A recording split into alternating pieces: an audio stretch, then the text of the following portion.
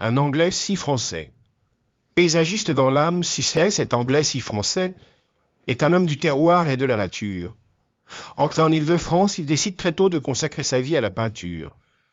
Incapable de se livrer, cet homme réservé laisse ses paysages parler pour lui. Ils sont là pour témoigner de son farouche attachement à une région qu'il n'a quittée que 2 fois, à un fleuve dont il connaissait tous les méandres, à des rives qu'il a arpentées inlassablement. Ami des plus grands impressionnistes, aux prises avec de terribles difficultés matérielles, il a sûrement souffert d'être si peu reconnu. Il finira sa vie en solitaire, en reclus, terrassé par un cancer.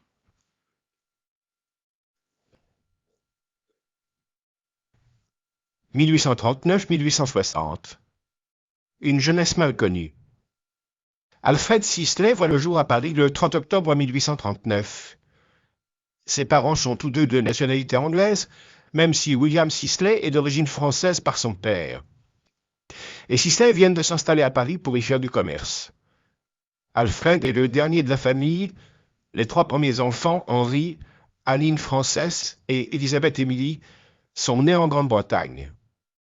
En 1857, ses parents décident de l'envoyer à Londres pour lui permettre de se frotter au commerce et de perfectionner son anglais. Mais au lieu de s'initier aux joies de l'import-export, Sisley découvre Turner et Constable, fréquente les musées et passe ses soirées au théâtre devant des pièces de Shakespeare. 1860-1866. Chez Gleyre, à Fontainebleau. Sans doute en 1861, Sisley, qui a fini par vaincre les réticences de son père, entre dans l'atelier du peintre suisse Charles Gleyre pour 2 ans. Il va y faire la connaissance de Renoir, puis de Monet et de Basille. Tous les 4 forment un petit groupe inséparable et joyeux, fou de peinture. C'est en forêt de Fontainebleau qu'ils vont mener leurs recherches picturales, suivant en cela l'exemple des peintres de Barbizon. Chaque année, ils séjournent dans les auberges de la région et arpentent la forêt, leur matériel sur le dos.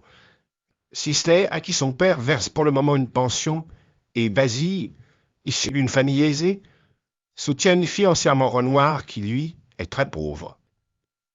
1872-1879. Peintre de l'Île-de-France.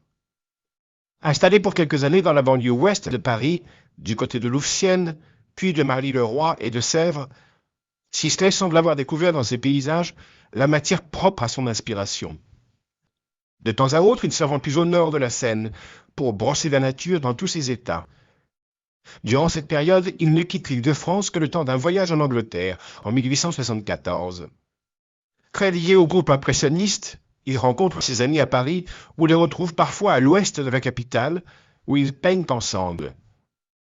La misère, qui est souvent son lot quotidien, n'a pas encore altéré le caractère de Sisley, que ses compagnons décrivent comme un joyeux de vivre. 1889-1897. Le maître de Moret. En novembre 1889, Sisley s'installe définitivement à Moret-sur-Loing, qui a conservé le souvenir de son hôte illustre. C'est à Moret, devant cette nature si touffue, ces grands peupliers, cette eau du Loing si belle, si transparente, si changeante. C'est à Moret certainement que j'ai fait le plus de progrès dans mon art, écrit-il à son ami Tavernier en 1892. Mais les années de combat l'ont usé. Pas encore reconnu, d'une santé fragile, il va vivre peu à peu en reclus, s'abritant derrière les hauts murs de sa maison. Les voyages à Paris se font de plus en plus rares, Sisley renonce même à revoir d'anciens amis comme Renoir ou Monet. Il ne sort que pour peindre. 1866-1872. Jeune père, premières œuvres. En 1867, la vie familiale de Sisley est doublement bouleversée. Il perd sa mère, Félicia, et célèbre la naissance de son premier enfant, Pierre. Le peintre vit en effet avec Eugénie Lesquoisec, fleuriste de profession. Ils partageront 30 années de vie commune jusqu'à la mort d'Eugénie. Renoir va évoquer cette jeune femme de nature sensible et extrêmement bien élevée. Une fille, Jeanne, naîtra 2 ans plus tard. La guerre franco-prussienne est catastrophique pour Sisley. Son père fait faillite et cesse donc de verser une pension à son fils. Le peintre, qui habite à l'époque à l'ouest de Paris, est obligé de revenir vers la capitale. À son retour en banlieue parisienne, il trouve sa maison pillée et ses œuvres détruites. 1880-1889. Dures années en Seine-et-Marne. En 1880, Sisley éprouve le besoin impérieux de changer de cadre et de s'éloigner davantage de Paris pour vivre en pleine campagne. En lisière de la forêt de Fontainebleau, il habite dans le village de Veneux, puis au Sablon. Malgré les efforts de Durand-Ruel, qui chaque fois qu'il le peut lui offre un revenu régulier, Sisley est souvent dans une situation impossible. Le 21, lui écrit-il en novembre 1885, « Je serai encore sans le sou. Il me faut cependant donner quelque chose à mon boucher, à mon épicier. À l'un, je n'ai rien donné depuis 6 mois, à l'autre depuis 1 an. Il me faut aussi quelque argent pour moi à l'entrée de l'hiver. Il y a des choses indispensables et qui me manquent. » 1897-1898. Retour aux sources.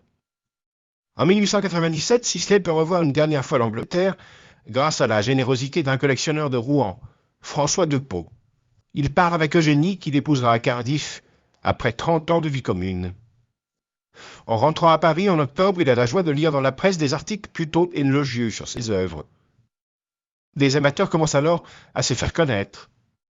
Mais le peintre a 58 ans et il est fatigué de se battre. De plus, le sort s'acharne sur les Sisley. Eugénie est atteinte d'un cancer de la langue dont elle meurt en octobre 1898, malgré les soins vigilants de son mari. Sisley lui-même, déjà très malade, ne pourra assister à son enterrement. 1898-1899. Une fin très douloureuse. Atteint d'un cancer de la gorge, Sisley commence à en ressentir les premières atteintes durant l'été 1898. La maladie va progresser très vite. À Paris, ses amis ont appris sa fin proche. Monet accourt à Moret, où Sisley lui confie la charge de ses enfants. Celui-ci s'acquittera de ce devoir avec une grande générosité. Après la mort de Sisley, il organisera une vente aux enchères de toiles impressionnistes et des sommes recueillies iront à Pierre et à Jeanne Sisley. Le 29 janvier, Sisley rend le dernier soupir. À son enterrement sont venus Monet et Renoir, les compagnons du temps de la jeunesse et de l'insouciance. La notoriété commence alors pour le maître de Moret, mais il n'est plus là pour la savourer.